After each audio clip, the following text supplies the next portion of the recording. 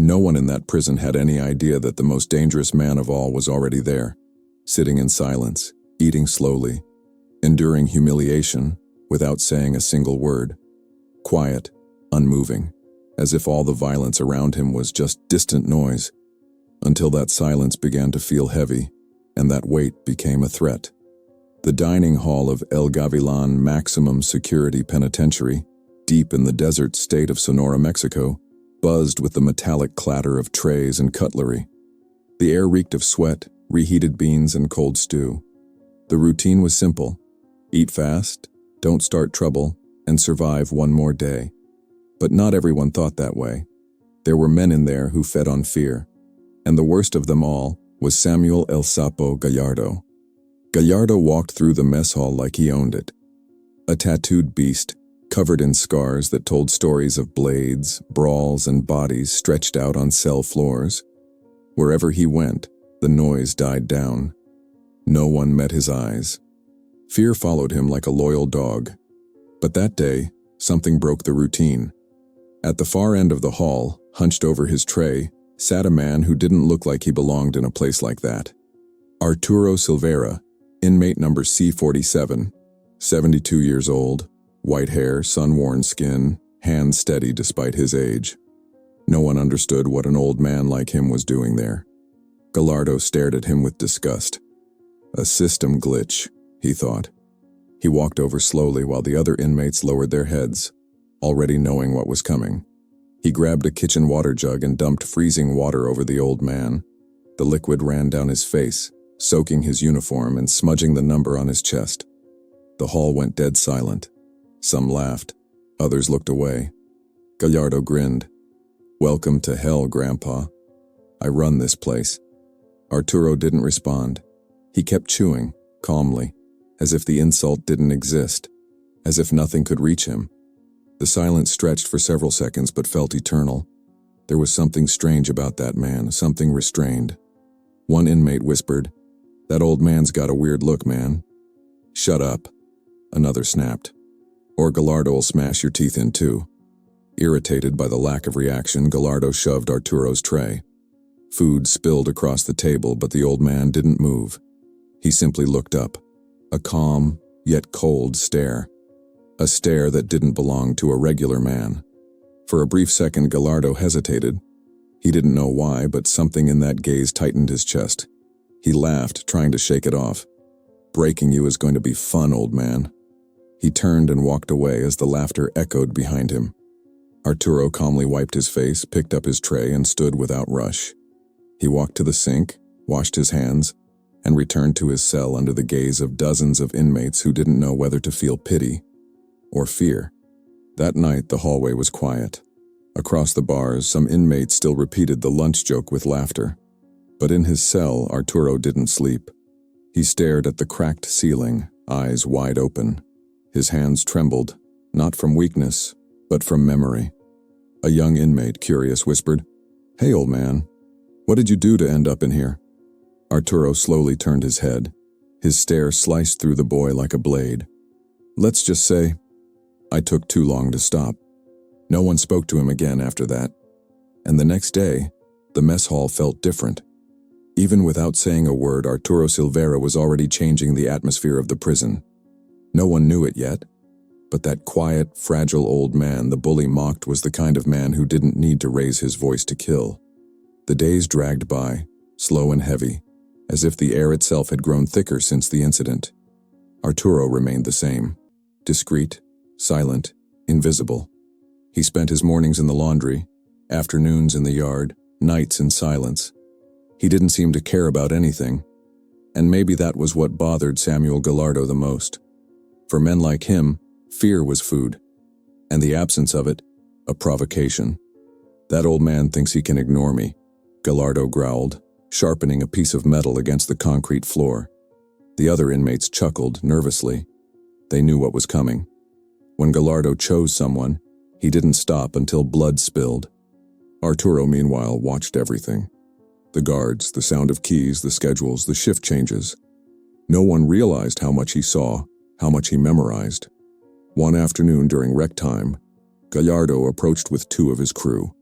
The sun beat down hard over the yard, and silence fell as they surrounded him.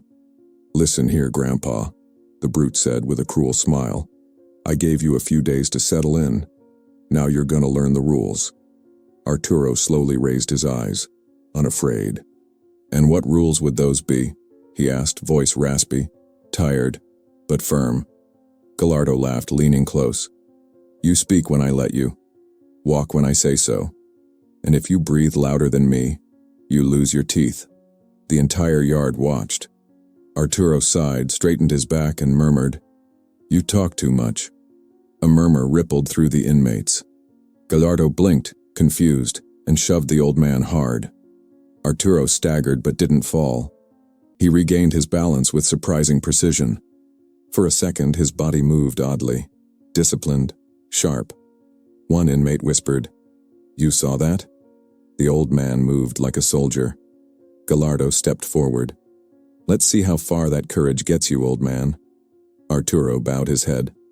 "You'll find out," he said, low and certain, without rage, without threat, just certainty. That night, rumors spread through the blocks. Some said the old man had killed a man with his bare hands before getting locked up. Others swore he was ex-military. No one knew the truth, and the less they knew, the more they feared. El Gavilan wasn't just a prison, it was a forgotten scar on the map of northern Mexico. Surrounded by desert on all sides, its dry winds and cracked earth seemed to swallow any scream, any cry for help. The facility itself was a fortress of steel and concrete, built during the height of the cartel wars and originally meant to house political prisoners. Over time, it became a graveyard for the worst of the worst. Inside, alliances meant survival. Every corner of the prison was claimed by cartel remnants, street gang factions, and isolated psychos with eyes that never blinked. Every space had a price. Every movement was measured. Arturo Silveira didn't belong to anyone. That alone made him dangerous. He occupied cell C-47, tucked at the end of Block 3, the oldest and darkest section of El Gavilan, where the flickering lights gave more shadows than safety. No one asked to be placed there. Yet Arturo had requested it, in writing. The guards didn't question. The warden approved it without hesitation.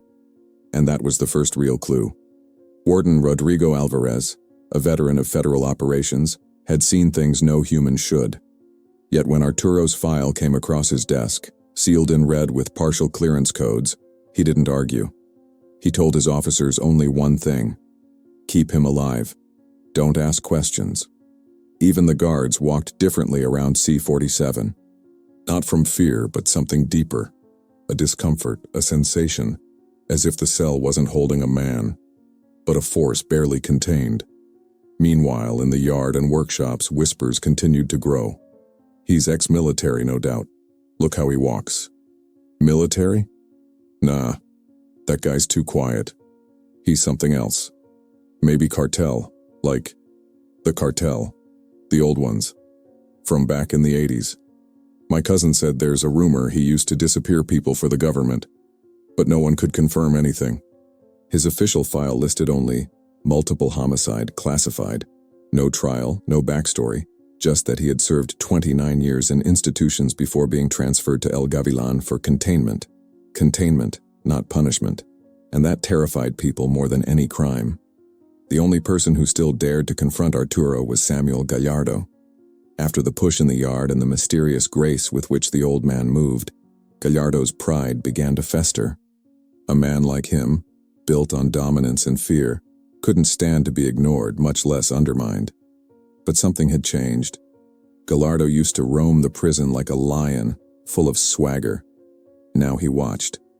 Watched Arturo walk to the laundry room. Watched him during meals. Watched how the guards gave him space. Watched how no one else dared speak to him anymore. He hated it, but he couldn't stop. Arturo's daily routine was deceptively simple. Morning exercises that resembled martial drills more than casual stretches. Precision folded clothing in the laundry. Careful, calculated steps in the yard. Never too fast, never too slow. He observed everything: the gate rotations, the cameras, the schedules, like a man studying a battlefield. At night, he wrote, a small black notebook hidden beneath his mattress. He would write for an hour, always after lights out. No one knew what was in it. Until one night, a new inmate named Tomas, young and reckless, tried to steal from Arturo's cell while he was at dinner. The next morning, Tomas was transferred to the infirmary with a shattered jaw and 3 broken fingers. No one saw anything. No one asked. From that day on, Arturo was left alone, not out of respect but fear. Even the most hardened killers began to sit farther away from him in the yard. Guards shortened their patrols around his block. Even Gallardo's men started to show cracks in their loyalty. Because whatever Arturo was, it wasn't normal, it wasn't explainable.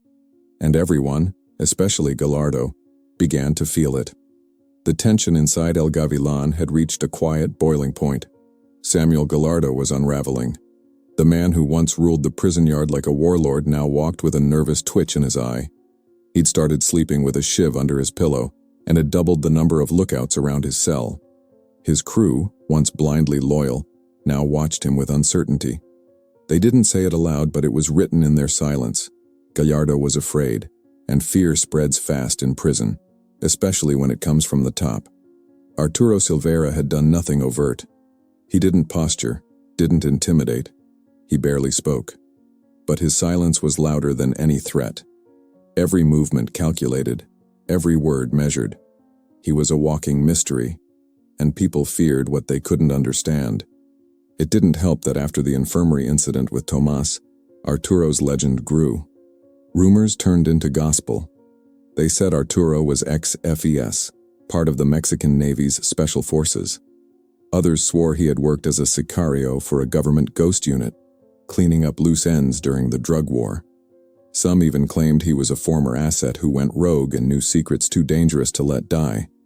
But no one had proof, only fear, and Samuel Gallardo was being eaten alive by it.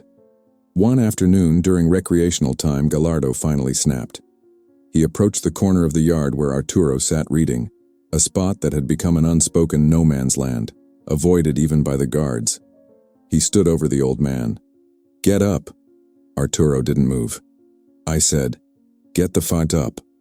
Gallardo barked, loud enough to draw every pair of eyes in the yard. Arturo calmly closed his book, looked up, and said nothing. Gallardo grabbed him by the collar and yanked him to his feet. And that's when it happened. A single movement. Arturo's hand flashed upward, grabbing Gallardo's wrist, twisting it at just the right angle. The crack was sharp, clean. Gallardo screamed and stumbled back, clutching his arm. The guards rushed in, shouting commands, but by the time they arrived, Arturo was already seated again, reading as if nothing had happened. No one touched him. They escorted Gallardo away. The yard was silent. From that day on, Arturo was no longer seen as just a threat. He was untouchable, and that changed everything. The gangs began to shift. Gallardo's influence crumbled as fast as his reputation. Whispers turned into warnings. Guards stopped enforcing their usual routines in Arturo's block.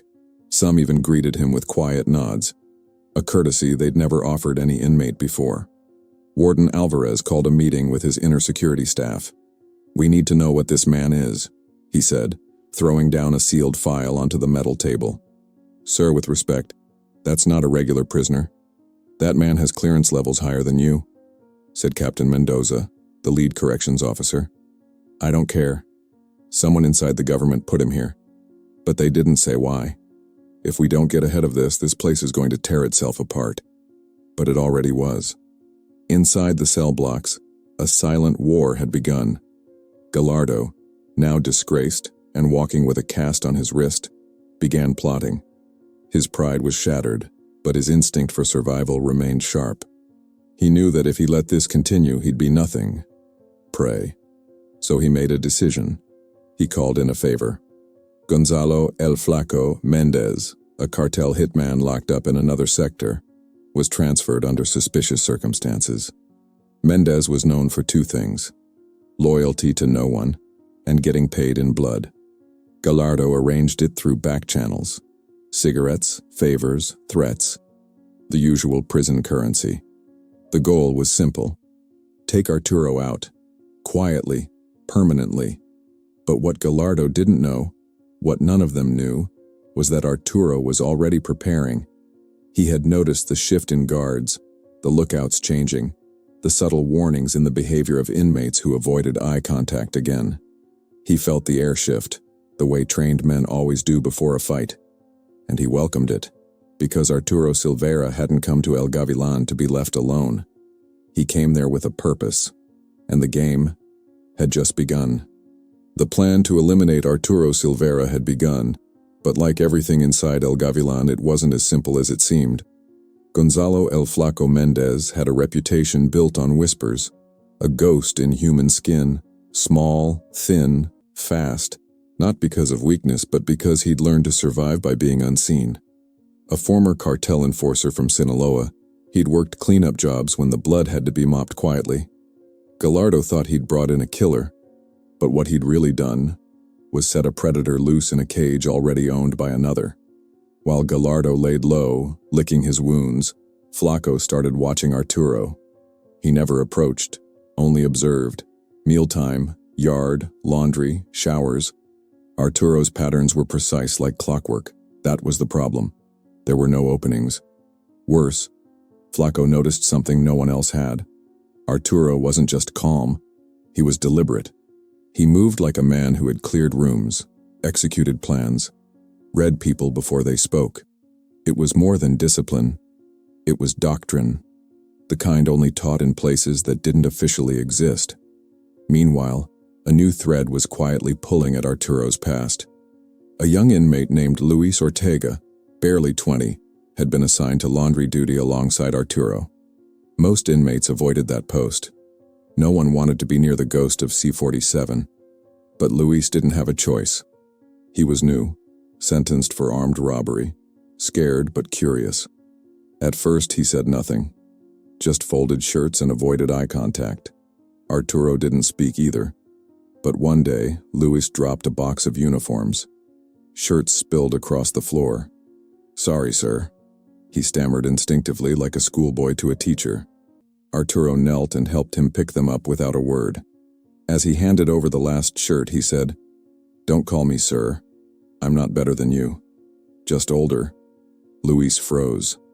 It was the first time Arturo had spoken to anyone voluntarily in weeks. After that, something changed. Luis began asking small questions, not about Arturo's past, but about laundry work, prison rules, survival tips. Arturo answered without judgment. Eventually, Luis asked, "You really military?" Arturo didn't blink. "I was a problem solver, that's all." "For who?" Arturo looked at him, long and quiet. "For people who wanted problems to disappear." From then on, Luis stopped asking questions. But he didn't stop listening. And Arturo started teaching. Not openly, just small things. Where the blind spots were on the yard, which guards were lazy, how to walk without being followed. It wasn't friendship, it was apprenticeship. And Arturo was training him the only way he knew how. Because Luis reminded him of someone. Someone he'd lost. Someone tied to the reason he was there. Outside of the laundry room, the prison was changing. Gallardo's former lieutenants began aligning with new factions. Without his dominance, the old order collapsed. Deals broke, stabbings increased, guards grew tense. El Gavilan was always dangerous, but now it felt volatile, ready to erupt. Captain Mendoza noticed. So did Warden Alvarez. But they weren't sure who was pulling the strings. Arturo, Gallardo, the new hitman, or someone else. One evening, Mendoza entered the surveillance room and played back 2 hours of footage from the day Arturo had broken Gallardo's wrist. He slowed it down, frame by frame. "Look at that," he whispered. "What?" said a guard beside him. "That grip, that pivot, that's not something you learn on the street." He leaned in. "That's military counter-combat technique, Black Ops level." He paused the video. This man didn't end up here. He was put here. For a reason. Back in the blocks, Flaco made his move. During night lockdown, he slipped through the ventilation crawl space, knife taped to his leg. Arturo was alone in his cell, reading. Flaco crept up behind him. But Arturo spoke first. "If you're getting paid, I hope it's a lot." Flaco froze. "Because this won't be cheap."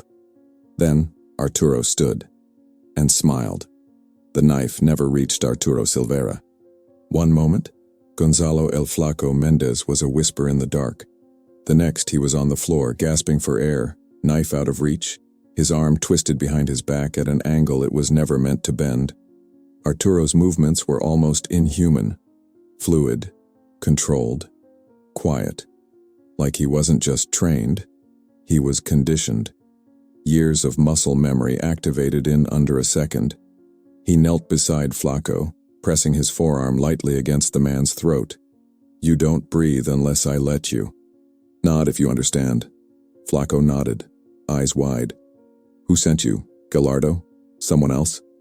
Another nod. "How many more?" One finger raised. Arturo nodded. "You'll live, for now, but I want him to know something. Tell Gallardo this. I've already buried men better than him. And if he keeps digging, I'll bury him too." Then Arturo stood, adjusted his shirt, picked up the knife, and walked Flaco to the infirmary like a caretaker guiding a patient, not a man who had just snapped bones like twigs. He didn't lie. Flaco survived. But the message did more than land. It detonated. The prison exploded into paranoia. Gallardo's plan had failed. Again. And this time, it was public. Everyone knew what had happened. Flaco wasn't just bruised, he was broken.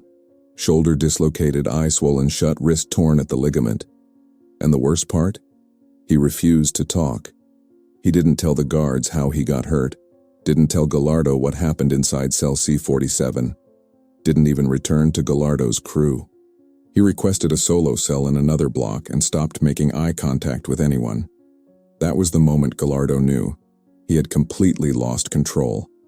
Arturo, however, stayed the same. Silent, calculated, focused. Except for one detail. He started spending more time with Luis Ortega. They never spoke much in public, but people noticed. Arturo watched the boy, taught him in glances, and Luis started changing. He walked straighter. He stopped being afraid. And when a gang member tried to intimidate him near the showers, Luis reacted, fast. He sidestepped, grabbed the man's arm, and shoved him against the wall with a grip that didn't belong to a petty thief. No one understood, but Arturo did. He was passing something on. Meanwhile, the warden had reached a boiling point. Rodrigo Alvarez had overseen riots, mass killings, even coordinated federal operations against entire gangs within his prison. But nothing had ever spread this kind of unseen tension. No blood spilled, yet the walls felt like they were pulsing. The guards were afraid. Inmates walked like ghosts. Alliances crumbled. Old rules no longer applied. And at the center of it all, a quiet old man with a sealed file. Alvarez summoned Captain Mendoza to his office. "Pull his file. All of it. Not just the summary.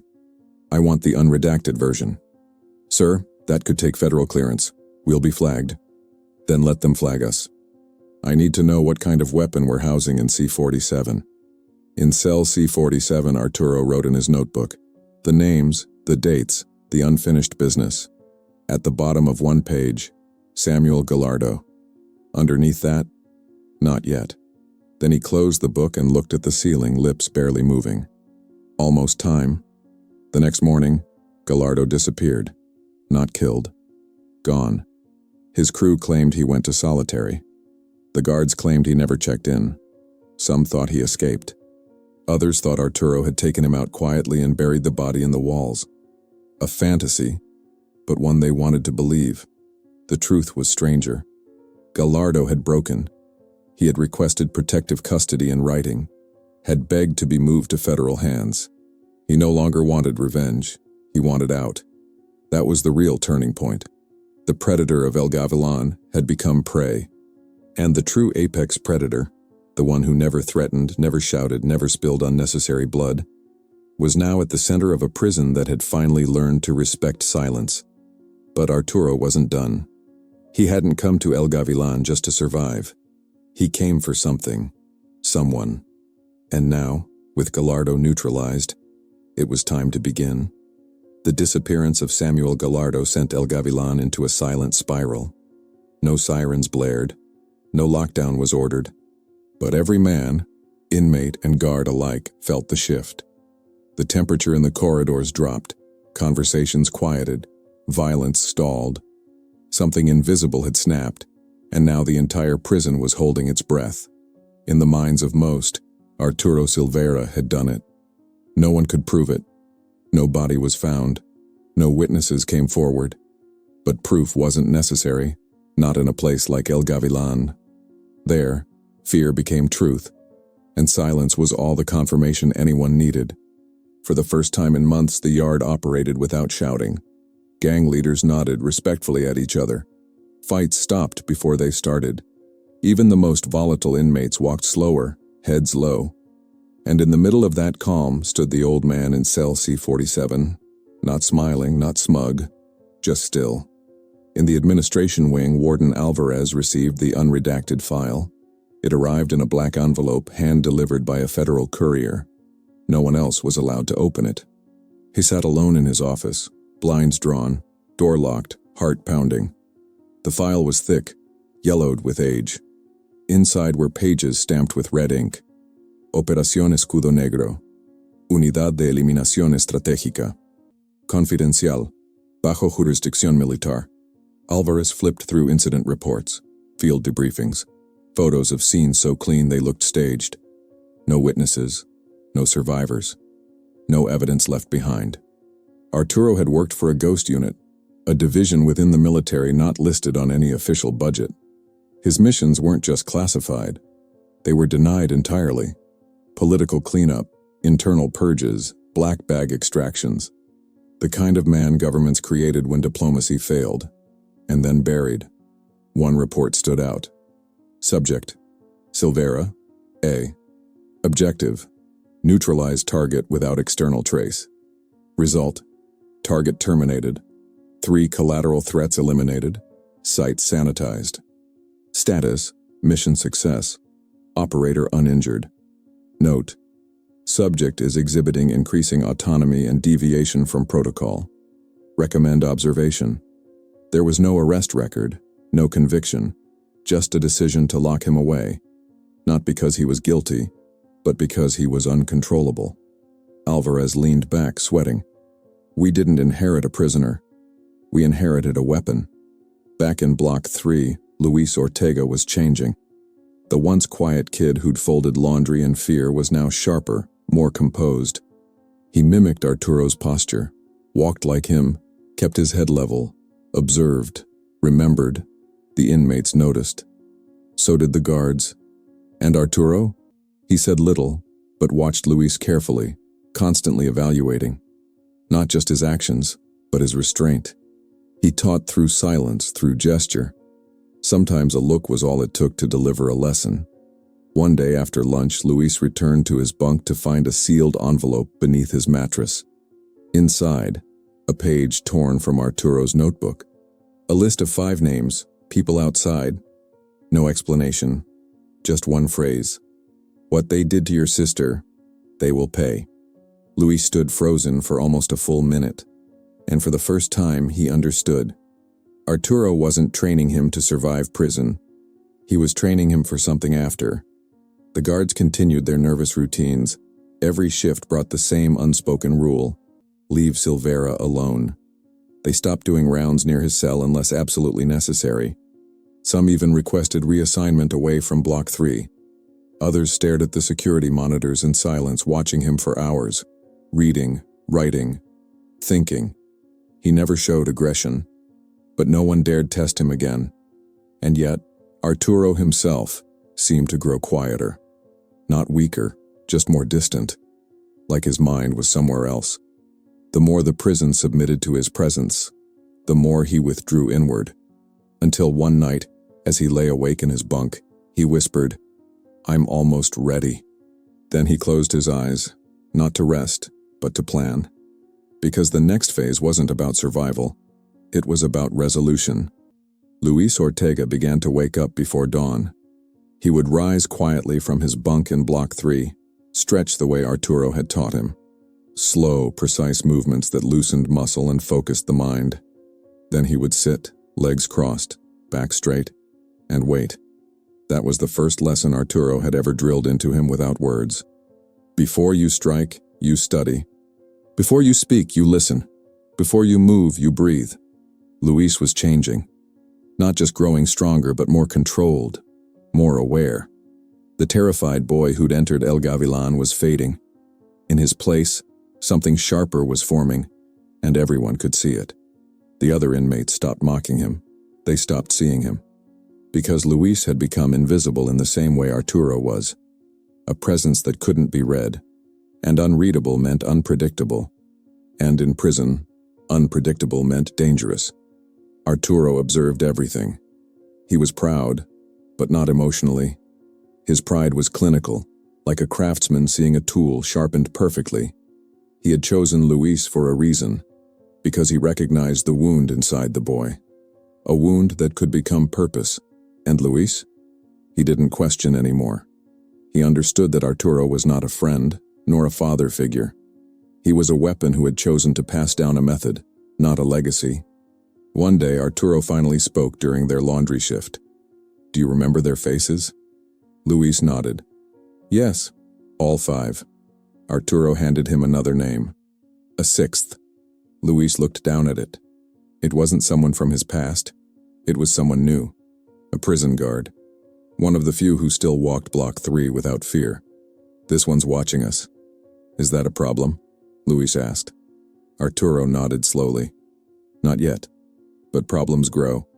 Outside their quiet routine, El Gavilan was burning from the inside. With Gallardo gone and no new alpha to replace him, the power vacuum had grown dangerous. New gangs tried to rise. Old rivals reopened grudges. The yard became a chessboard with too many kings. And then the bodies started appearing. First a stabbing in the shower, then 2 men poisoned in the kitchen. Someone was cleaning house. Quietly, precisely. And the signature was unmistakable. Whispers grew again. "Silvera's doing it. He's picking off the loose ends. He's making room for something." But Arturo hadn't moved. He hadn't even left Block 3 in days. Still his legend grew.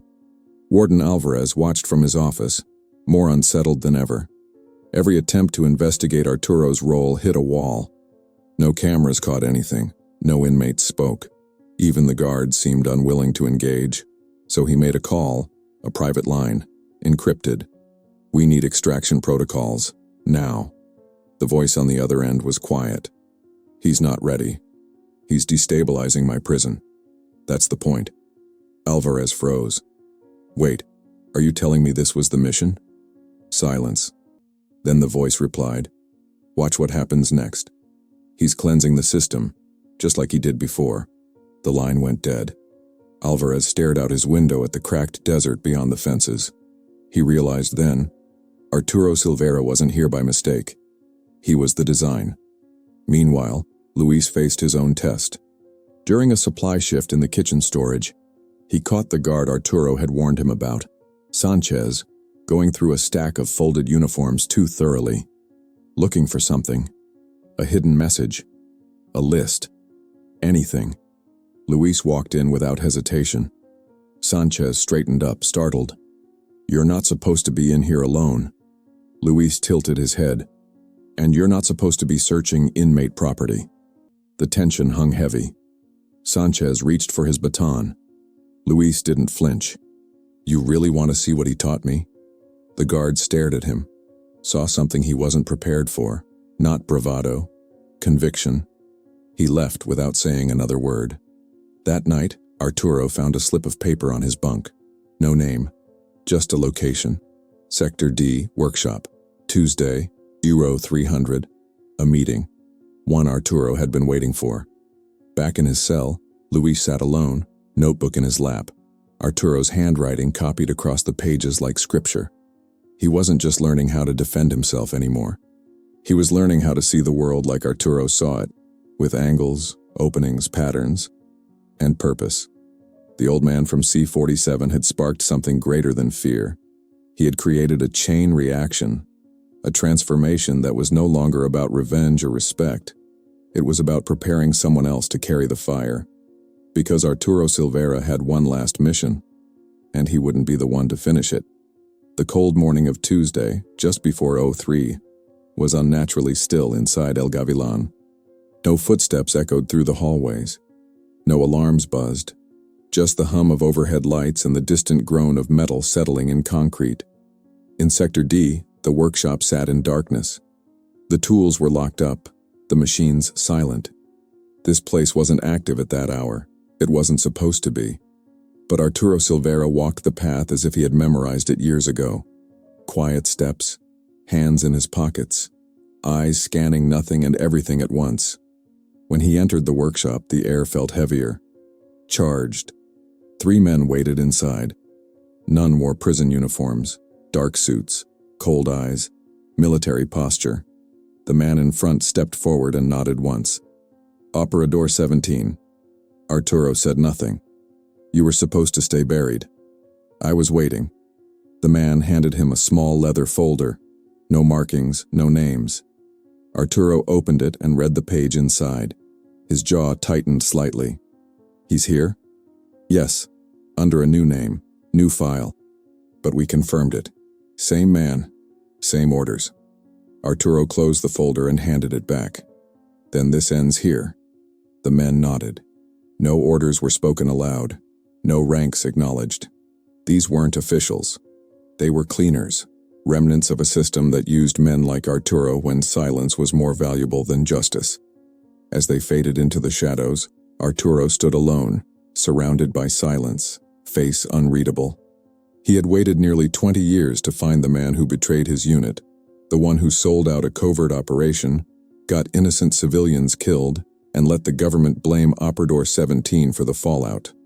Now, that man, disguised under a false identity, protected by backroom immunity, was inside El Gavilan. An inmate. A ghost, hiding in plain sight. Elsewhere, Luis Ortega woke before dawn. No alarm, no call-out. He just knew.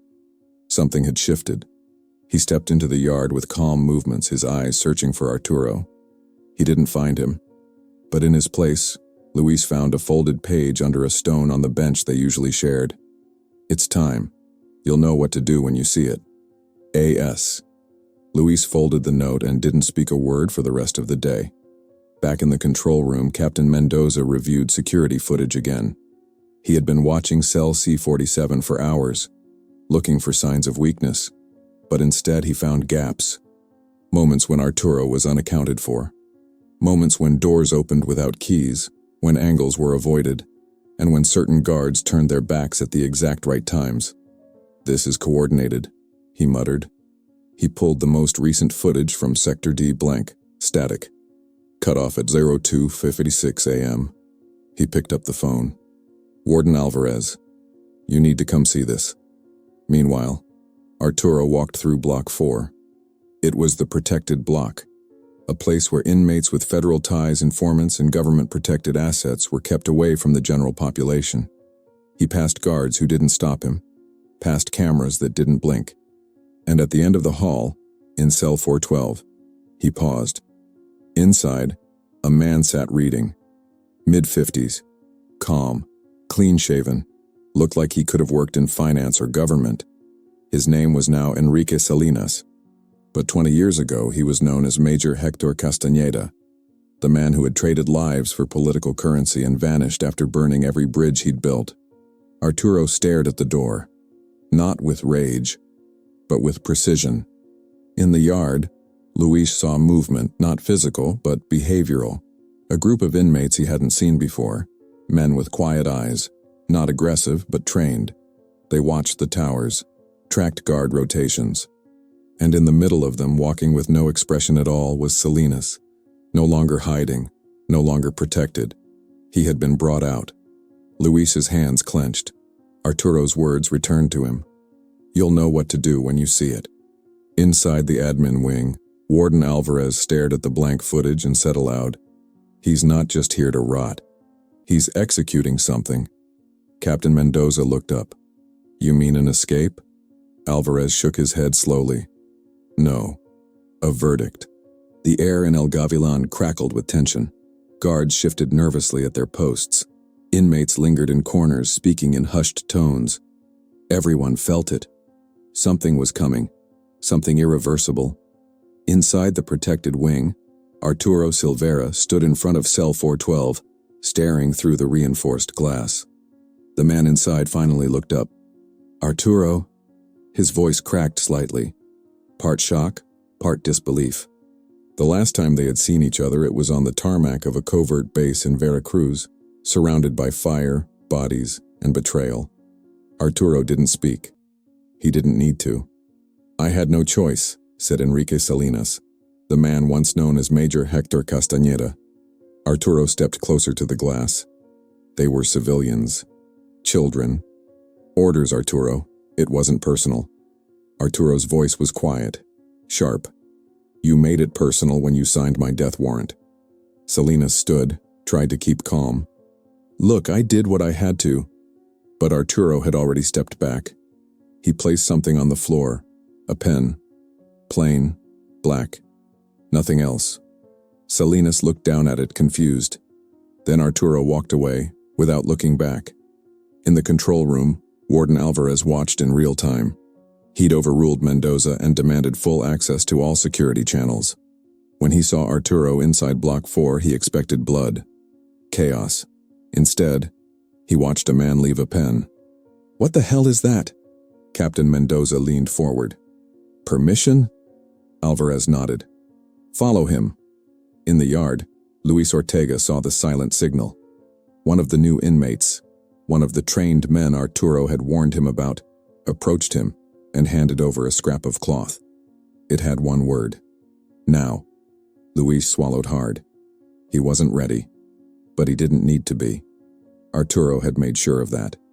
Back in cell 412, Salinas held the pen. He turned it over slowly. Then he heard it. A soft click. A small red dot glowed at the tip. His face paled. He threw it toward the wall just before it exploded. Not in fire, but with a blinding shockwave of white powder that burst through the room like smoke. Gas. Sleep agent. He dropped in seconds. Outside the cell, 2 guards, already compromised, entered with masks and wheeled him out on a gurney. No alarms were triggered. No one stopped them, because the guards watching those cameras were no longer the real guards. In the chaos of the camera cutouts, Luis Ortega was already moving. He walked with precision, passing through Block 2's utility tunnels. Arturo had shown him the blueprint, had memorized every corridor, every emergency exit, every broken sensor. He reached the laundry room, opened a maintenance panel behind a set of dryers, and stepped through the wall. Inside was Arturo, waiting. He handed Luis a duffel bag. Inside, passports, cash, coordinates. Luis didn't say a word. He just nodded. At 3:47 a.m., El Gavilan's main security system shut down for 12 seconds. 12 seconds. That's all they needed. When the systems rebooted, cell 412 was empty. Arturo's cell was undisturbed. Luis Ortega was back in his bunk. And Enrique Salinas was gone. Warden Alvarez watched the footage over and over. He didn't kill him. Mendoza stared, stunned. "Why?" Alvarez whispered. "Because death would have been too merciful." In a warehouse across the Sonora border, Salinas woke up tied to a chair. His mouth was dry. His arms ached. Arturo sat in front of him, silent. He didn't speak for several minutes. Just stared. Finally, Salinas broke. "You don't have to do this." Arturo leaned forward, voice low. "You were protected for too long. They buried the truth so deep, you started to believe your own lies." He stood. "I'm not here to kill you." Salinas blinked, confused. Arturo dropped a file on the table.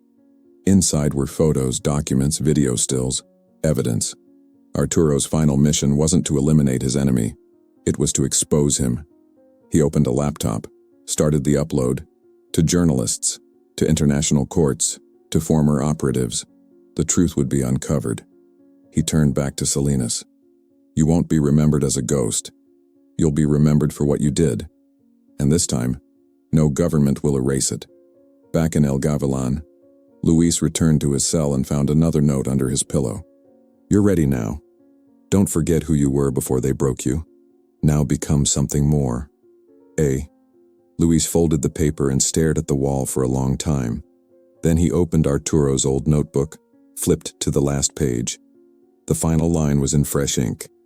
The violence ends when the truth is louder than fear. El Gavilan slowly returned to its routines, but everything had changed. The halls were quieter, the fights less frequent. The gangs, once rabid for control, now moved with caution. Not because the rules had changed, but because something had shifted inside them. Fear no longer came from brute strength. It came from the unseen. Arturo Silvera remained in cell C-47, silent as ever. The guards resumed their rounds, but their eyes lingered longer at his door now. Not in suspicion, but in respect. He wasn't just another inmate. He was a question no one wanted to answer. Warden Alvarez never received any official update from federal channels. No calls, no files, no explanations. But the security feed to Block 4 was permanently cut, and Salinas' name was deleted from the system entirely. It was like he never existed, except someone made sure the world would know he had. Because 2 weeks later, a leak hit international news networks, documents, photos, evidence of covert operations, massacres, cover-ups. It sparked investigations, resignations, and protests. The story didn't mention Arturo by name, but the initials AS appeared in a few heavily redacted memos. Warden Alvarez read the articles in his office, the desert wind howling outside. He leaned back in his chair and whispered, "You didn't come here to escape. You came to finish the job."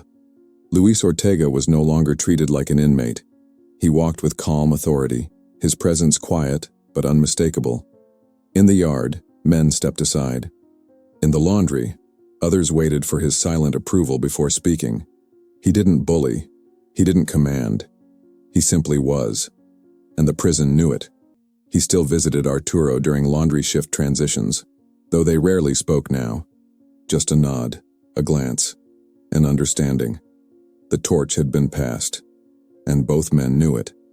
One night, as the moonlight spilled across the cracked concrete of the yard, Arturo lay on his bunk, staring at the ceiling. His notebook sat closed beside him. His hands rested over his chest. He had no enemies left, no missions outstanding, just silence, and purpose fulfilled. In the morning, when a young guard opened the cell for count, Arturo didn't respond, because he was gone. Peaceful, still. Not feared anymore, but remembered. A myth, a warning. A man who entered prison a ghost, and left behind a legacy. Months later, a new inmate arrived at El Gavilan, young, cocky, full of rage. He mocked the silence, challenged the rules, and laughed at the old stories of a man in cell C-47. One afternoon he crossed paths with Luis Ortega in the yard. "What's with all the ghost stories?" the boy sneered. Luis turned to him, calm and still. "Ghosts don't haunt buildings. They haunt men who forget what they did." The boy laughed, but only once. Because that night, he found a notebook on his bunk. It had just one sentence written inside. "Welcome to the silence." Arturo Silvera didn't die as a prisoner. He died as a relic of a war no one dared acknowledge, a man made by the state and broken by it, only to return and correct the record in his own way. His body may have remained inside El Gavilan, but his name lived between redacted lines, courtroom whispers, and broken men who once thought they were untouchable. And Luis Ortega, the boy he reshaped from dust and fear, would never forget what he had learned. Sometimes the loudest vengeance is spoken without ever raising your voice. Arturo's story didn't end in violence. It ended in truth. If this journey moved you, share it. Leave a comment about what struck you the most. Have you ever crossed paths with someone like Arturo? Have you ever been like Luis? Lost, but transforming? Stories like this live on when they're discussed, remembered, felt. Tag someone who needs to hear this and never forget. True power doesn't shout, it waits, and when it moves, it changes everything.